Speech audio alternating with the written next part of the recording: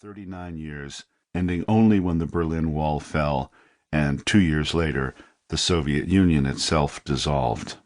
An event that, as it happens, I witnessed in person, and I have a piece of the wall that I knocked out myself with a borrowed sledgehammer in my study to prove it.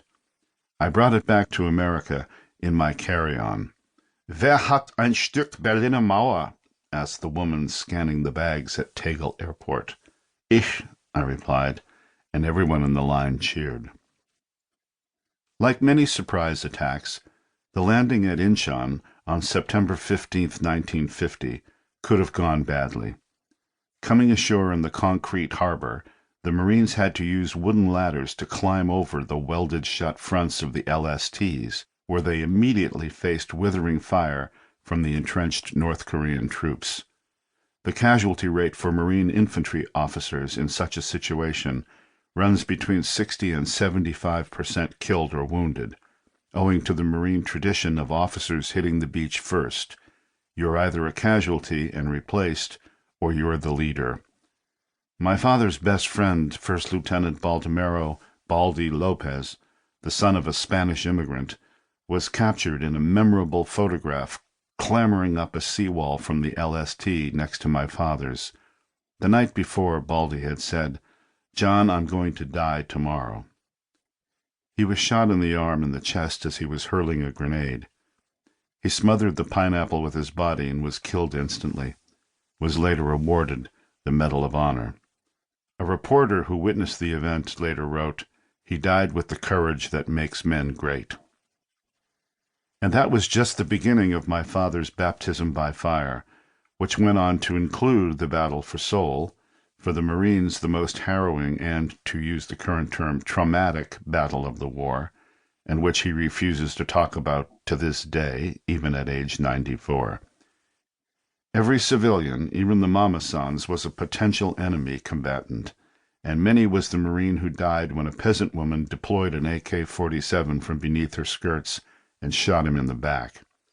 The Marines quickly learned to trust no one and to take no prisoners. Today this might be called a war crime. Back then it was called survival. Still to come was the last stand at the chosen reservoir, in which Dad's unit, the 2-5, wrote itself into Marine Corps legend. My mother only learned of his safe return to the Allied lines in the depths of the 1950-51 winter, when she saw an AP photograph of him in the local newspaper. He was standing up in full winter gear, his rifle at the ready at present arms, leaning against an abutment, sound asleep. In other words, I grew up with heroism, although I didn't know it at the time. After all, I was only 15 months old. And yet Operation Chromite, for so the landing was termed, and its emotional consequences have been with me throughout my life. How does a son, the firstborn, live up to such a father? What does it mean to be a man measured against an example like his? Years later, when I dedicated my novel, And All the Saints, a first-person autobiography of the 20th century Irish-American gangster Owen Vincent Madden, to him, his father, and my Irish-born great-grandfather, I wrote in the inscription, "To my father who's still teaching me how to be a man." He read it, looked up at me, and said, "You've always known how to be a man." That was how he told me what he thought of that book. What he thinks of this one, I hope he will let me know. Introduction. To Die For. The state of peace among men living side by side is not the natural state. The natural state is one of war, wrote Immanuel Kant in Perpetual Peace, a Philosophical Sketch, 1795. This does not always mean open hostilities, but at least an unceasing threat of war. Indeed, war is the natural state of man, and the history of the world is written in blood.